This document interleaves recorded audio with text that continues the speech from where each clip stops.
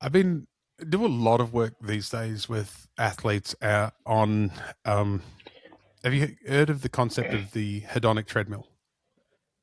No, I don't. Can't say I have. No, okay, so I'll describe it, and I think you'll be familiar with the concept that. So you want a thing, and you go out and you buy that thing, you use that thing, but then after a while, how much enjoyment you get from it diminishes, and you kind of reset to Yep. where you were before. Yeah, And you I know just the kind of concept. loop around in circles, and you get a new thing and it's good for a while, and then it wears off and you get another new thing and another new thing and another new thing. What I think with training is that we don't want to go from new thing. We want to go from new thing to new thing as less least as possible. Yeah. And we want to be able to get, but we still want to have optimal enjoyment every time. And so I use that with all that gratitude journaling. And Mm. you get to the end of the training session, and go, well, what did I like about the session?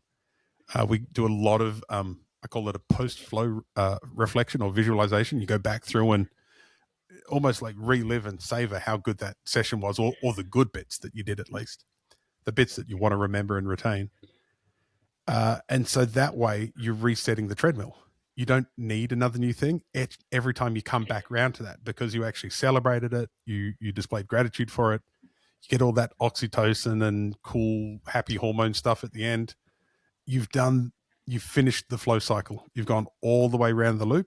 And so doing that again, you can get just as much satisfaction the second time doing it as you did the first time. All because you I spent 5 minutes writing down how grateful you were for your workout. that's pretty cool. I mean, Mm. I haven't done much in terms of journaling or anything like that, but like I'm gonna give that a try. Yeah. So the only thing that some people have changed, like I do the whole thing because it's me and it's my practice. But I found with some people, if you just stop at the end and go, "Oh, what did I actually like today? What was good?" Kind of it changes stuff. Yeah, I think is I'll tell you the fun story of how I came up with that too. It was when I used to train at Strength Club with Jim Miller when I first came to yeah, Perth, and it was the first time ever I started having shitty workouts because I was no longer training on my back patio and I had to deal with other people. So sometimes I wouldn't like the workout that I'd just done, and I wanted a way to finish, so I didn't finish strong. So I didn't go home feeling all grumpy and you know growl at Diane and the girls, yeah, who were very young at the time. So I would load 140 on the bar for bench, and I'd just knock out as many reps as I could, yeah, and which was normal, which was always 20 plus, and you just get this massive, massive pump going. And so instead of getting home from the gym and kicking the neighbor's dog and yelling at people and road raging on the way home, I'd get home and I'd be so pumped and so swollen that my chest would walk in the door 5 minutes before I did.